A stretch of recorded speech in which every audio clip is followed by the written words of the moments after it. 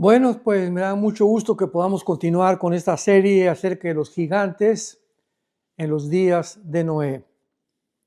Uno de los pasajes más enigmáticos y aparentemente oscuros en la Biblia es el que encontramos en el capítulo 6 del libro del Génesis, donde se describe algo completamente inusitado, algo que trasciende completamente la comprensión humana, pero que sin embargo, desde que el ADN o el ácido desoxirribonucleico, que es la molécula que se descubrió en 1954 por el doctor Crick y el doctor Watson, que les adjudicaron premios Nobel de medicina y de química, hemos podido comprender muchísimo más la Biblia.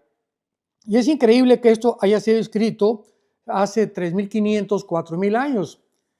Y en este pasaje del capítulo 6 del libro del Génesis, dice la Biblia, voy a dar la lectura a continuación y lo vamos a desarrollar poco a poco, aunque ya les recomiendo que vean la primera y la segunda parte, porque esta es la tercera parte de esta serie titulada, repito, Los gigantes en los días de Noé.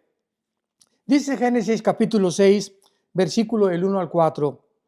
Aconteció que cuando comenzaron los hombres a multiplicarse sobre la faz de la tierra, y les nacieron hijas, que viendo los hijos de Dios, recordemos esta frase, los hijos de Dios, que las hijas de los hombres eran hermosas, tomaron para sí mujeres, escogiendo entre todas. Vemos completamente dos terminologías, hijas de los hombres, hijos de Dios. Y dijo Jehová, no contenderá mi espíritu contra el hombre para siempre, porque ciertamente él es carne, mas serán sus días 120 años. Había gigantes en la tierra en aquellos días. Y también después que se llegaron los hijos de Dios a las hijas de los hombres y les engendraron hijos, los gigantes le engendraron hijos a las hijas de los hombres, o sea, a mujeres humanas. Estos fueron los valientes que desde la antigüedad fueron varones de renombre. Esto, repito, es inusitado, enigmático, aparentemente algo oscuro, cuando no entendemos los avances de la genética, porque si nosotros hasta el siglo pasado, 1954, repito, alcanzamos a descubrir la molécula del ADN y las implicaciones que esto tiene, ahora existe el famoso método CRISP, con C de Carlos, R de Raúl, CRISP, tal como suena con P al final, CRISP, donde ya los genetistas están alterando, ya pueden meterse a poder modificar esta molécula y cambiar completamente el ADN de los seres humanos. No sabemos hasta dónde van a llegar. Bueno, la Biblia nos los muestra. Vamos a verlo tal vez en la cuarta, quinta parte de esta serie, a las modificaciones genéticas que encontramos en el capítulo 9 del libro del Génesis. Entonces, vemos de qué forma hubo una invasión, hubo una mezcla híbrida entre los ángeles caídos y las mujeres humanas. Durante el siglo pasado todavía se estuvo debatiendo, oiga, pero pues ¿cómo es posible esto? Si los ángeles, ¿cómo pueden meterse con las mujeres? Etcétera, etcétera. ¿Qué acaso los ángeles también tienen ADN? Bueno, hubo una serie de controversias, argumentos que se estuvieron poniendo en la mesa durante muchos años, y mientras más avanza la medicina y más avanza la genética, y además, mientras más rápido suceden los eventos, cumpliendo las profecías de los últimos tiempos, más rápida iluminación vamos a tener los cristianos para entender cosas que hace 2 años, que hace 5 años, mucho más que hace 20 años, no podíamos entender. Como dice el libro de Daniel, capítulo 12, versículo 4, en el último tiempo el conocimiento aumentará y los entendidos comprenderán. Muy bien, vamos a leer ahora Génesis capítulo 3, versículo 15, que es otro pasaje donde podemos nosotros encontrar algo también enigmático, misterioso, creo que todavía más problemático aparentemente para poder comprender, que también no lo podíamos entender. ¿Cómo pongo énfasis en esto? Que mientras más avanzamos, más entendimiento tenemos de la Biblia, de las cosas aparentemente oscuras, veladas, que nuestra mente finita e ilimitada no podía comprender. Pero vean esto, por ejemplo, en Génesis capítulo 3, versículo 5. Y esto es al principio de la Biblia. Imaginémonos todas las cosas que tenemos que ir descubriendo, codificadas, encriptadas por el Espíritu Santo a través de los 66 libros que se encuentran en las Sagradas Escrituras.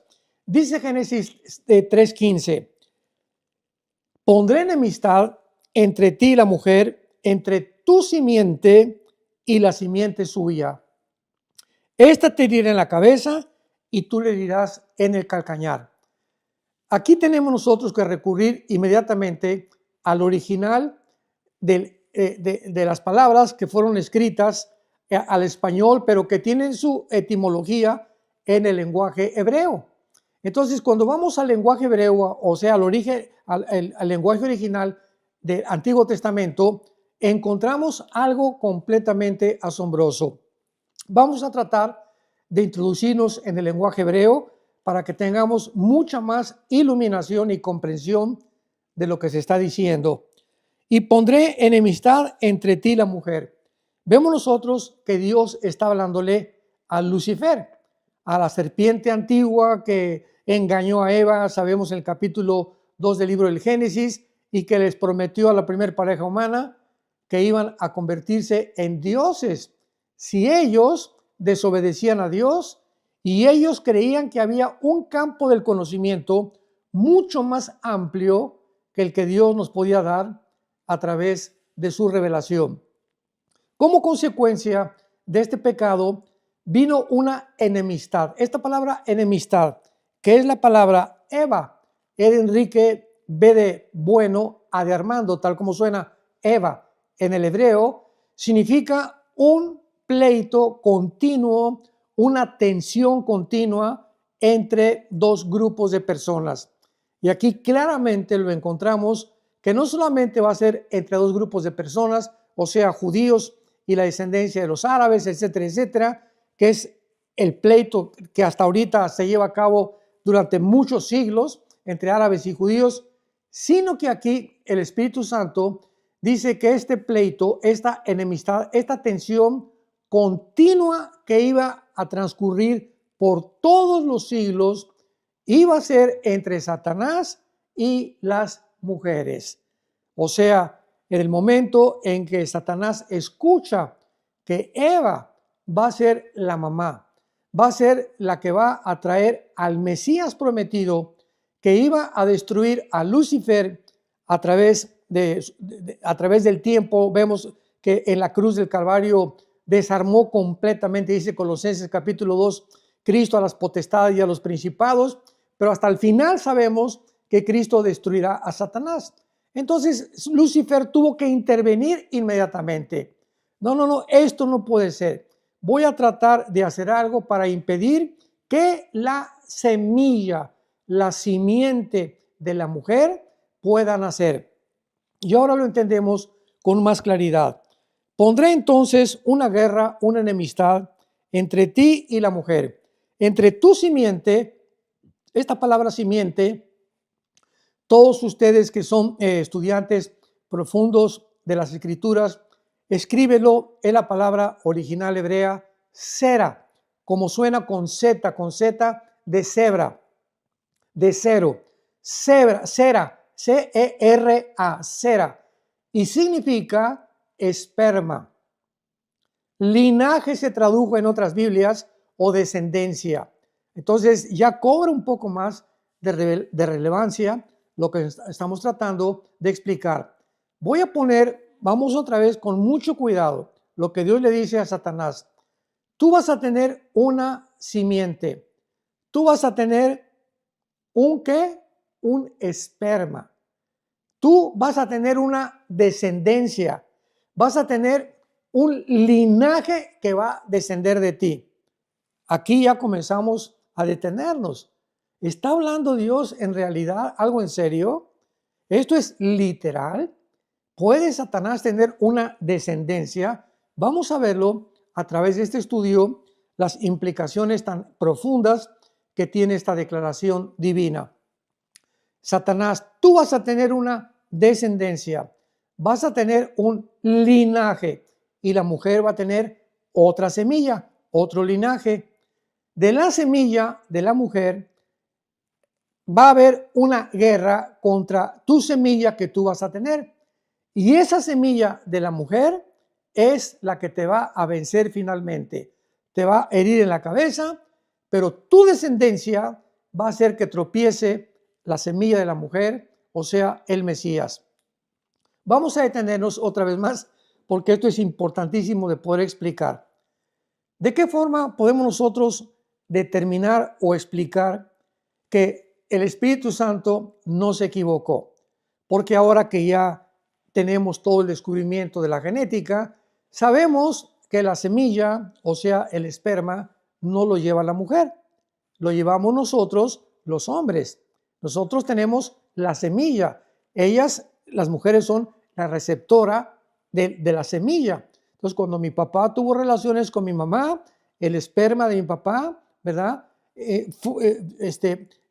Se juntó con el óvulo de mi mamá y vino la fertilización, el momento en que los 23 cromosomas de la semilla de mi papá o del esperma de mi papá se juntaron con los 23 cromosomas del óvulo de mamá, se produjo lo que se llama genéticamente un cigote.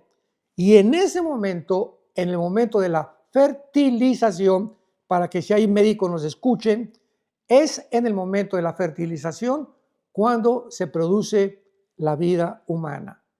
¿Qué significa esto? Que en el momento de la fertilización del esperma de mi papá con el óvulo de mamá, en ese preciso momento, toda la información genética que yo traía como hombre, que mi esposa traía como mujer, que mi papá traía, que mi mamá tenía, ya habían formado toda la identidad o la persona que iba a desarrollarse en el vientre de la mujer, y esa persona ya es un ser humano. Así que nos van a disculpar todos aquellos que están a favor del aborto, que a los 15 días o a los 2 meses o a los 3 meses se puede destruir el bebé. La Biblia dice claramente y lo confirma en el Salmo 139, que es exactamente en el momento de la fertilización cuando comienza la vida humana. Pero la pregunta que nos atañe es la siguiente: ¿cómo es posible entonces que la mujer se le diga que va a tener una semilla cuando no es la mujer? Ya lo sabemos por la genética moderna, es el hombre el que la tiene. Bueno, aquí se está profetizando de una forma maravillosa que el Mesías que iba a venir a través de María iba a nacer por un esperma, por una semilla. Como la mujer no puede tener esta semilla, ¿quién iba a poner esta semilla si el Mesías tenía que nacer virginalmente? Y ya encontramos en Lucas y en el Evangelio de Mateo el nacimiento de Jesucristo, que se le aparece un ángel a la Virgen María, a Miriam, porque el nombre en el griego es Miriam, no es María. Bueno, no importa tanto, pero vamos a ser un poco más bíblicos. Y el ángel le dice a Miriam: vas a ser mamá. Y ella responde: ¿cómo que voy a ser mamá? José y yo estamos desposados, o sea, comprometidos, pero todavía no tenemos relaciones. Entonces, ¿cómo puedo yo embarazarme? Y tú me dices que me voy a embarazar cuando José y yo no tenemos absolutamente nada, ni nos hemos casado de una forma judía oficial. Y entonces el ángel Gabriel le dice a Miriam o a María: mira, María, el santo ser que vas a llevar en tu vientre, José no va a tener nada que ver. Va a ser una obra completa de Dios. El Mesías o el hijo que tú vas a tener va a nacer sobrenaturalmente por la obra y la gracia del Espíritu de Dios. En otras palabras, ahora que tenemos más conocimiento de la genética, todo esto es maravilloso porque durante muchos siglos nadie podía entender por qué José y María no podían tener relaciones como cualquier pareja humana para que naciera Jesucristo, hasta que se descubre el ADN. 1954 del siglo pasado comenzamos a entender y la Biblia tenía razón. Esto es maravilloso porque la Biblia es la historia del ser humano contada por adelantado. Dios adelantó a siglos y siglos y siglos de nuestro conocimiento simplemente para demostrarnos que solo Dios puede adelantarse con tanta exactitud y con tantos detalles, dejarlos escritos para que corroboremos, confirmemos nosotros que realmente es una obra sobrenatural la palabra de Dios. Entonces, el ADN ya nos demostró y nos enseñó que el varón tiene, ¿verdad?, los cromosomas XY y la mujer tiene el cromosoma XX. Esta es la composición genética del varón y de la mujer. Entonces, si tú tienes el cromosoma XY, eres, ¿qué cosa? Eres varón, de los pies a la cabeza. Y la mujer, si tiene XX, es mujer, con otra disposición para poder enfrentar la vida, con otras características anatómicas, con otro sistema reproductivo completamente diferente al del hombre, etcétera, etcétera.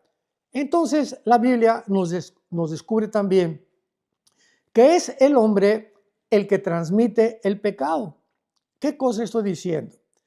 Que es el hombre, como lleva el hombre la semilla y la semilla se transmite por el hombre, la mujer es la receptora, es el hombre el que es el transmisor directo, literal, del pecado. Veamos esto. No se adelante. Yo les dije que íbamos a pensar un poco más profundamente. Romanos 5:12, dice la Biblia, y así como el pecado entró al mundo por Eva, ¿no? Dice Romanos 5:12, el pecado entró al mundo por un hombre. ¿Pero cómo? Entonces, ¿quién fue el que pecó en el jardín del Edén? Otra pregunta, ¿Adán o Eva? Sabemos que fue Eva la primera que pecó, ¿verdad? Y entonces ella le compartió el fruto prohibido a Adán, pero fue ella la que inició el pecado. Entonces, como dice el apóstol Pablo, y aparentemente creemos que aquí hay otra contradicción, aquí la Biblia se está contradiciendo de ninguna manera. El problema somos nosotros, el problema no es de Dios. Tenemos que entender claramente y buscar las conexiones para entender la mente de Dios. Cuando la Biblia dice en Romanos 5:12 que el pecado entró por un hombre al mundo y por el pecado la muerte, y de esta manera la muerte se transmitió a todos los hombres por cuanto todos pecamos. Qué impresionante está esto. O sea, el pecado entró al mundo por el varón. Esto no significa que la mujer no sea pecadora. Claro que es pecadora también, ¿verdad? Porque la infección fue hombres y mujeres, pero el transmisor es el hombre. Vamos a poner un poco más claro para que lo podamos entender. Si desapareciéramos, si estuviéramos en una isla y no hubiera nadie más que mujeres, no habría reproducción, ¿correcto? Hasta ahí se quedó el ser humano. ¿Por qué? Porque entre las mujeres no se pueden reproducir. Y si nos encontramos puros hombres, tampoco podría la humanidad reproducirse. Forzosamente tiene que haber los dos sexos, el hombre y la mujer. El que transmite la semilla y la que recibe la semilla, que es la mujer, para que en el vientre de la mujer pueda entonces el ser humano desarrollarse y nacer. Así que esto es lo que la Biblia quiere decir, que a través de la transmisión de la sangre, a través de la sangre se transmite el pecado. Entonces, cuando el hombre y la mujer tienen una relación sexual, ahí va en la sangre del varón y en la sangre de la mujer, ¿verdad? Se transmiten todas las herencias, tanto de uno como del otro. Pero en este caso, el Mesías o el Hijo de Dios no podía nacer con pecado. Entonces, el cromosoma XY, que es el que determina el sexo o el género masculino, no podía ponerlo José, porque estaba infectado. Desde Adán hasta nuestros días, todos los seres humanos nacemos infectados con el cromosoma XY. Por eso todos absolutamente, desde Adán a nuestros días, hemos nacido en pecado. Hemos nacido con un virus, hemos nacido con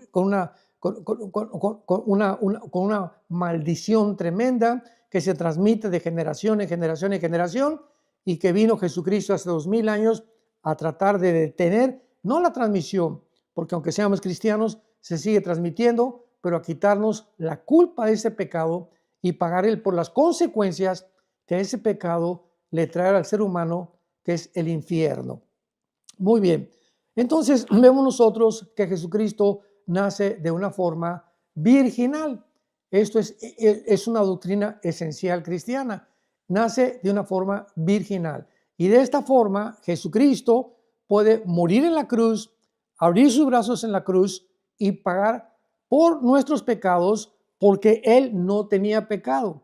Dice 1 Corintios capítulo 5, al que no conoció pecado, por nosotros se hizo pecado.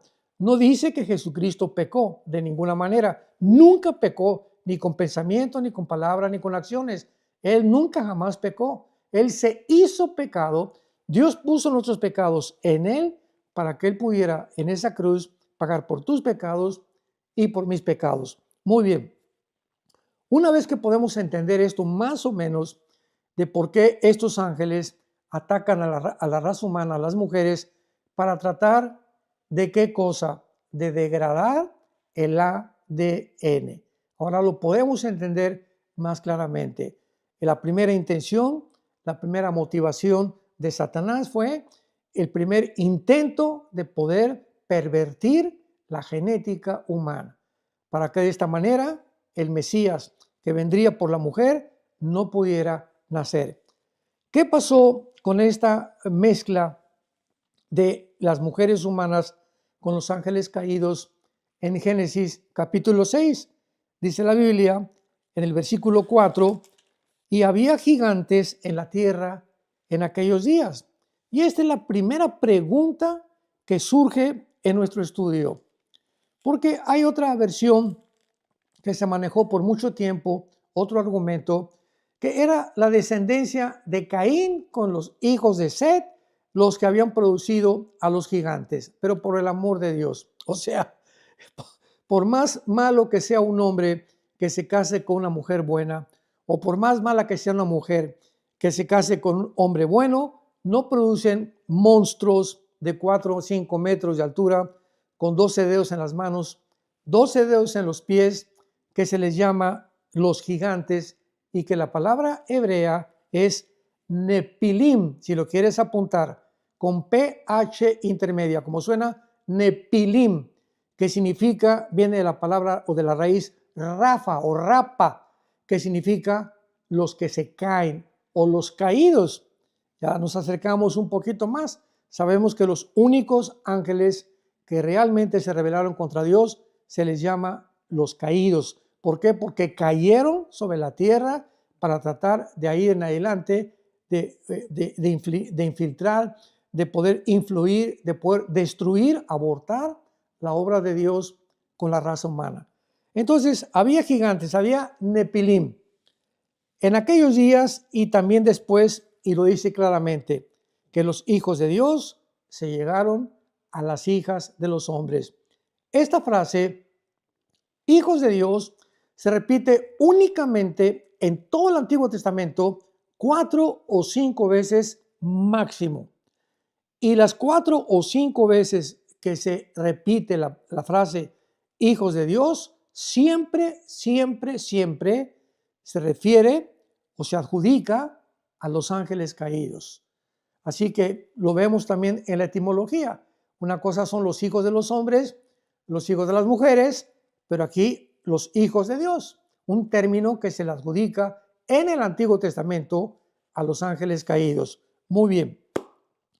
Ahora nuestro estudio va a competir, ¿verdad? O vamos a tratar de establecer algunos principios muy importantes para demostrar la existencia que durante casi un milenio, casi 1000 años, nuestro mundo estuvo ocupado por estos mismos gigantes. ¿Y saben ustedes quién fue finalmente el que acabó con la raza de gigantes? Fue el rey David, que nos vamos a ver en los siguientes estudios. Vamos a hacer un estudio bastante lento para que puedan ustedes ir comprendiendo claramente, porque son doctrinas y son estudios o enseñanzas que casi no se escuchan en ningún lado y tienen una profundidad asombrosa porque nos ayuda a entender la frase de Jesucristo en Mateo 24, 37 al 39, más como en los días de Noé. Así será la venida del Hijo del Hombre. Entonces Jesucristo no dijo como en los días de David, no dijo como en los días de Sansón, como en los días de Salomón. La generación que Cristo usó para poder compararla con la generación que estamos tú y yo viviendo actualmente, ¿cuál fue? Los días de Noé. Así que pues es lógico que si queremos entender cómo fue los días de Noé y la comparamos con las características de la vida que estamos teniendo y el tiempo que estamos viviendo, vamos a tener una amplitud mucho más grande, un espectro más grande de conocimiento acerca de lo que Dios y Jesucristo nos quería dar a entender. Muy bien.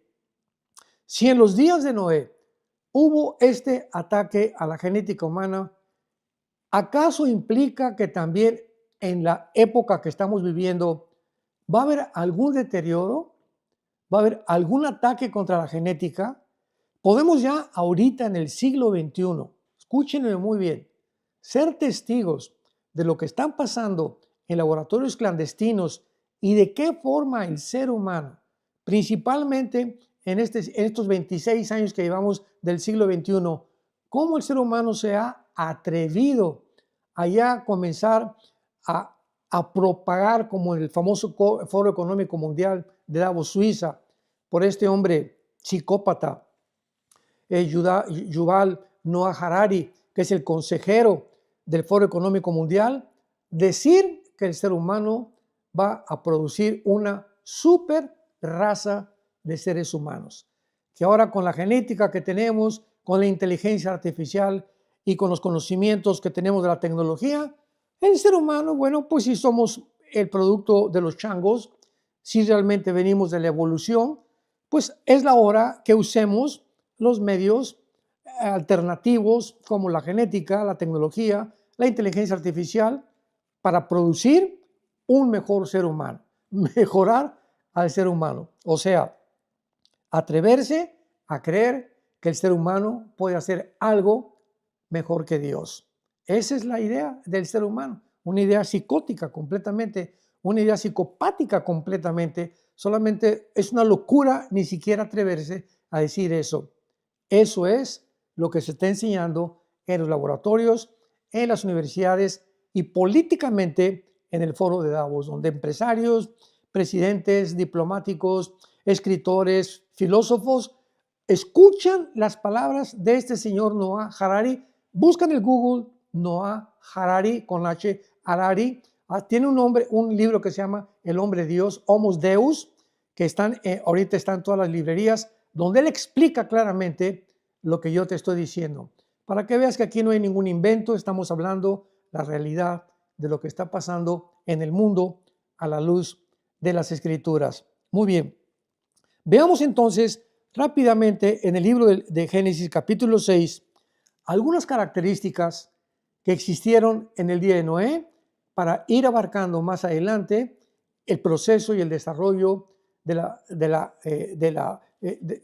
cómo se multiplicaron los gigantes durante ese tiempo y cómo los gigantes fueron los primeros que trataron de impedir que el pueblo judío entrara a la tierra de Canaán.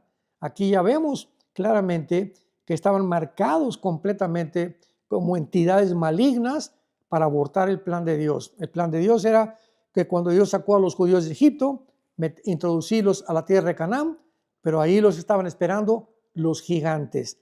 Estos seres híbridos de 4 o 5 metros de altura. Vamos a ver a Goliat, que fue uno de los que pelearon contra David, ¿se acuerdan? En 1 Samuel capítulo 17, y vamos a ver con detalles todos y cada uno de estos acontecimientos. Pero veamos algunas características importantes de los días de Noé, aparte de la invasión genética que hubo de los ángeles caídos. Dice Génesis 6, versículo 11 y 12. Y se corrompió la tierra. Esos son los tiempos de Noé. La tierra estaba corrompida delante de Dios y estaba la tierra llena de violencia. Y miró Dios la tierra, he aquí que estaba corrompida, porque toda carne había corrompido y había corrompido su camino sobre la tierra. Aquí me detengo rápidamente para explicar lo siguiente. La palabra corromper, porque ahorita podríamos preguntarnos, ¿existe algún gobierno en la actualidad, en el siglo XXI, que no esté corrompido? Con los dedos de las manos los podemos nombrar. Es impresión la corrupción que existe en las películas, en los libros, en las doctrinas, en las filosofías, en la familia, en la política, en la literatura, en la genética, en la ciencia. Parecería como que el mundo, ¿verdad?, está siendo barrido por la corrupción. Y la corrupción es el deterioro del carácter del ser humano. Así se encontraba la generación de los tiempos de Noé. Pero también es importante porque es la palabra que se usa en el hebreo shahat o sahat, que significa una corrupción moral. O sea, vamos a traducirlo, y estaba la tierra degradada moralmente en los tiempos de Noé. Acordémonos nada más, para no ir tan lejos, en los tiempos de la pandemia, hace 3 o 4 años, cuando comenzaron a cambiar los mismos médicos, los mismos genetistas, comenzaron a pelearse que realmente el hombre no era hombre, que la mujer no era mujer, que había más de 45, 50 tipos de géneros. Increíble. Que llamándonos seres pensantes, inteligentes, que tenemos ya la inteligencia artificial, estamos peor, somos unos enanos, gigantes tecnológicos, pero somos unos enanos moralmente. Así que es impresionante al grado de degradación al que hemos llegado. Ahora ya se quieren comenzar a cambiar el género, todas las personas transgénero, ¿verdad? Las mujeres quieren ser hombres, los hombres quieren ser mujeres, etcétera, etcétera. Y ahora hay una estadística muy importante y muy interesante. De acuerdo a un último reporte, el 65% de las personas, el 65-70% de las personas que han hecho la cirugía o la operación para cambiarse de sexo, o sea, el transgénero, el que va más allá de su propio género con el cual Dios nos hizo para nacer, se quitan la vida, se suicidan. ¿Por qué? Porque es una maldición. O sea, el 65% de las personas que se han hecho la operación para cambiar de sexo acaban quitándose la vida. Se corrompió la tierra y estaba la tierra aparte llena de violencia. ¿Qué es lo que vemos actualmente? Guerras, rumores de guerras, que a Irán, que Hezbollah, que Israel, que Estados Unidos, que China, que Rusia invade Ucrania, que la OTAN tiene miedo, que ahora van a tomar Groenlandia, que hay que defender Groenlandia contra China y contra Rusia. Vemos un mare magnum actualmente en el mundo de tensión. Es lo que todos los días abrimos los ojos y encontramos en la televisión antes de acostarnos, en los medios de comunicación, una tensión continua en el que ya en el último año o 2 años continuamente se pone énfasis en la Tercera Guerra Mundial, en la que ya ahora sí Putin va a lanzar cohetes, ya China va a lanzar cohetes, Norcorea va a lanzar cohetes, y ahorita Estados Unidos, Irán va a tener que contestar a Israel, pero ya es algo que Jesucristo profetizó En Mateo 24, y oirán de guerras y rumores de guerras. Pero esto no es el fin, ¿verdad? Es el principio de los dolores, como dijo Jesucristo. Así que esta era la característica en los tiempos de Noé. Una degradación completa, una corrupción moral y además violencia por todos lados. Y dice la Biblia en el versículo 12, y miró Dios la tierra, y la tierra estaba corrompida, se usa la palabra shahat, porque toda carne había corrompido su camino sobre la tierra. O sea, realmente era una verdadera Sodoma y Gomorra, el mundo en los tiempos de Noé. Vamos a ver en esta cuarta parte ya abarcar el mundo de los gigantes y vamos a ir desarrollando el estudio claramente muy sistemático desde el capítulo 2 del Deuteronomio para ir viendo el avance de los gigantes y de qué manera estos gigantes o estos Nefilim estaban poblando completamente la tierra de Canaán y fueron más de 8 o 10 tribus de gigantes que poblaron el mundo y que se repartieron el mundo, como lo vamos a ver con la evidencia de las pirámides de Egipto, las de Machu Picchu y cosas que dices, estas construcciones, estos megalíticos no pudieron haber hecho por hombres. ¿Quiénes fueron, verdad? Estos pobladores que estaban infiltrados, ángeles caídos, que habitaron aquí en la tierra en ese tiempo y que fueron destruidos por el diluvio y que van a volver